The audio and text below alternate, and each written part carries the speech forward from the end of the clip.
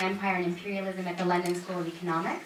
He's the author of The Striking Cabbies of Cairo and Other Stories, Crafts and Guilds in Egypt, 1863 to 1914, and The Invisible Cage, Syrian Migrant Workers in Lebanon. He's currently writing a book on transnational popular politics and protest movements in the making of the modern Arab world. He is also active with the London-based Campaign for Academic Boycott, including with the British Committee for Universities for Palestine.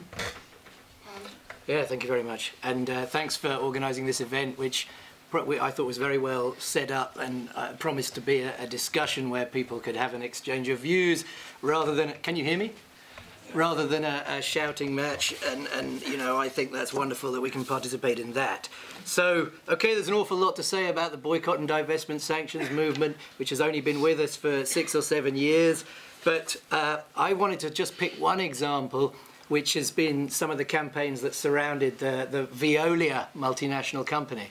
And just to illustrate some themes that I think are important in the boycott, divestment, sanctions campaign, partly with respect to its impact, but also with respect to the forms of transnationalism and horizontalism that this campaign portends.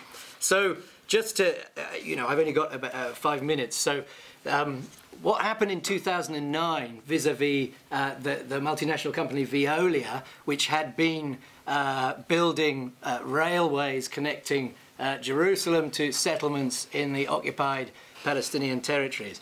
Now, a series of campaigns had a high impact on derailing, no pun intended, Veolia during 2009. One was in Sweden, where boycott, divestment, sanctions activists in a group called Diakonia and other Palestine solidarity groups in the Stockholm community got the Stockholm Community Council to announce that it would not renew its contract with Veolia, which was worth $4.5 billion. Then the campaign was picked up in the West Midlands in Britain, and there was a campaign. It went by the name of Sandwell Bin Veolia campaign, and I'll spare you the details, but Sandwell Metropolitan Borough Council announced it would not consider Veolia for the contract, which was worth $1.5 billion. Then in Ireland and various Galway City, Sligo County, Dublin City, city councils adopted motions refusing to renew Veolia's contracts. And then in France, a campaign called Faisons dérailler Veolia, let's derail Veolia, successfully fought a $1 billion contract for Veolia to build an urban transport network in Bordeaux. And this, I'm relying here on the research of a PhD student of mine called Suzanne Morrison, who's currently doing research on this in the occupied Palestinian territories. So just in terms of impact, if we add up the numbers, something like $7 billion worth of business to one multinational company was derailed by campaigns that probably cost, and I don't know the exact figures, but I'm a little bit familiar with the budgets of these organisations. If we're to be harsh on my argument and say they cost probably a lot more than they did, let's say those campaigns cost $70,000 to mount, and they derailed $7 billion worth of business.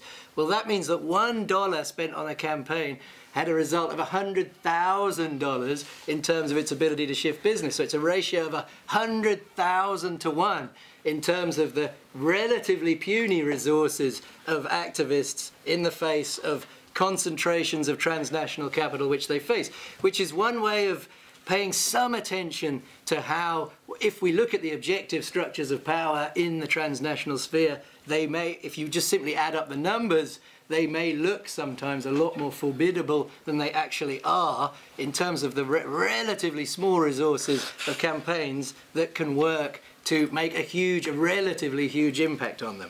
But if you look at this campaign, though, you can see it's not just an illustration of the effectivity of one very small part of a boycott, divestment, sanctions movement, but it also illustrates themes of transnationalism and horizontalism that are at work in the campaign. Because if you observe, this thing crossed borders very quickly from Sweden to England to Ireland, then to France, and the model by which it propagated is a model that could cross borders to any part of the globe, any part of the globe, especially where a multinational company is operating, which, as we know, especially since the neoliberal restructuring in the 1970s, they operate all over the globe. And so you have a campaign that's capable of crossing borders with great speed, but not on the basis of intergovernmental contacts or on the basis of resolutions adopted at the national level by national institutions, or on the basis of nationalist sympathies across borders, or on the basis of motions or campaigns that were above all based in political parties or unions with their doctrines and hierarchies and so on. So the campaign crossed borders at great speed. Its target was a very familiar one in the general climate of the global justice movement, especially since the 1990s and into the 2000s. And actually, although I don't know of any exhaustive sociological study, but the sociology of the BDS campaign has got a lot in common with the sociology of the global justice movements of the 1990s and onwards. It's often that element of a transnational progressive left that has entered the ranks and cadres of the BDS movement. But third of all, you can see how the way the campaigns were organised was not on a hierarchical or doctrinal or sort of sectarian. Have I got to finish? But on a sort of horizontalist basis. So, and so no, it's fine. You know, I always go on too well. So but the thing is, this as a micro, if you look actually at the Palestinian, the Arab, and the international sphere of where the BDS campaign comes from, as Ilan Pappe stressed, it comes out of partly the failure of intergovernmental or statist or even political parties and factions to deliver on the question of Israel and Palestine. Even the UN, of course, has been sidelined by the fateful triangle of Israel, the United States, and Palestine. And so the proposition of transnational solidarity and the way it's organised, which is horizontalist, non-doctrinal rather than vertical, is a proposition that has the potential to have a major impact, partly because it can propagate, but partly because it's adequate to a moment in which the crisis in the international financial system and the crisis of authority at the level of states is advanced. And it needs a movement that has transnational dimensions in order to combat it. So for those reasons, and it links to themes in the Arab Spring and themes in the Occupy movements that have crossed borders. So that's one example of the effectiveness of BDS and one example of its forms of transnationalism and horizontalism which can serve a useful purpose, which I think they're promising. There's something that we can explore, that are exciting to large numbers of people all over the globe, wherever they happen to be. Movement, established in May 2011. Ms. Weisfeld has campaigned professionally on a variety of issues, including the conflict in Darfur, climate change, and fair trade. She has a master's degree in global politics from the London School of Economics and has spent time living in both Israel and Malawi. Thank you. I think my starting point is just to explain very briefly, as succinctly as I can, what the primary purpose of Yachad is. Yachad was established, as Shari said, 7 months ago, and one of our primary aims is to galvanise large numbers of British Jews to speak out in support of the creation of a Palestinian state and in support of ending the occupation. And coming from that starting point, I suppose the segue that I want to move into is one that says that I think this is a very confused conversation, that there are 3 different things going on within any debate about BDS. One is about BDS as a tactic, one is about BDS as a movement, and one is about people's beliefs on Israel, Palestine, what should exist, what shouldn't exist, and where those borders are.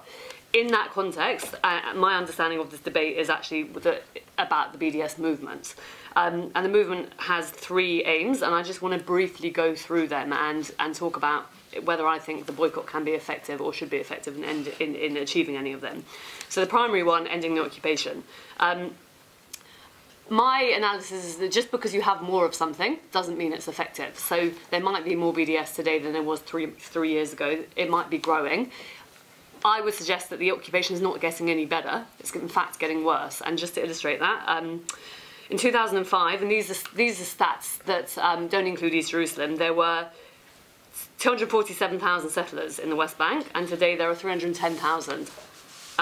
That's 63,000 more settlers since the call for BDS. Now, it strikes me that if your primary aim is to end an occupation, it's not working. And I would also say, that purely from an economic point of view, Israel is not suffering economically from the BDS movement. It's not having a significant impact on Israel that it would stand up and say, this is destroying our economy. I think primarily it's a counterproductive movement. I don't think it does anything to strengthen progressive forces inside Israel that are seeking to end the occupation. I think it strengthens a worldview which says people are out to get us, that this singles out Israel beyond any other regime, any other barbarous and murderous regime. It creates a situation where people feel that there is a movement that doesn't distinguish between Israel proper and over the Green Line, and therefore this has nothing to do with the occupation and everything to do with the existence of the State of Israel.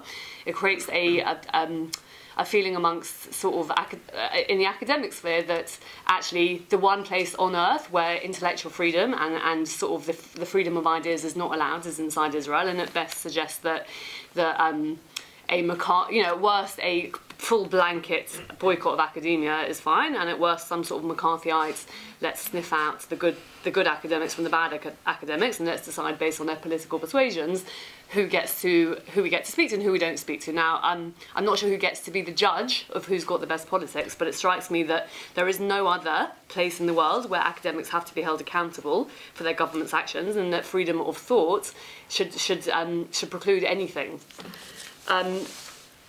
I actually think that if anything, the BDS movement leads to an entrenchment of the right wing inside Israel, and we see that in the Knesset today, that there is a severe anti-democratic bent that is being driven through, that the fact that it is now a civil offence for Israelis living inside Israel to call for a boycott of West Bank settlement produce, that NGOs who are the people that are trying to uphold the rule of law inside the occupied territories, are campaigning to end the occupation, are being hauled into Knesset committees of inquiry.